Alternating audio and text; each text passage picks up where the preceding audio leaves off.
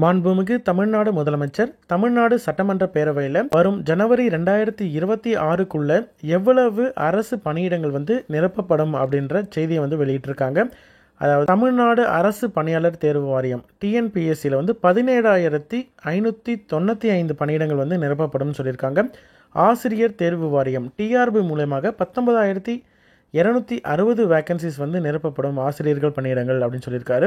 மருத்துவ பணியாளர் தேர்வு வாரியம் டிஎன்எம்ஆர்பி மூலமாக 3,041 பணியிடங்கள் நிரப்பப்படும் சொல்லியிருக்காங்க. தமிழ்நாடு சீருடை பணியாளர் தேர்வு வாரியம் டிஎன்யூஎஸ்ஆர்பி மூலமாக 6,688 பணியிடங்கள் நிரப்பப்படும் அப்படின்னு சொல்லியிருக்காங்க. இது 2026 ஜனவரி மாதத்துக்குள்ள மொத்தமாக 46,584 பணியிடங்கள் நிரப்பப்படுவோம் அப்படின்னு சொல்லிட்டு தெரிவித்திருக்காங்க. இது தவிர சமூக நலத்துறை, நகராட்சி நிர்வாகம் மற்றும்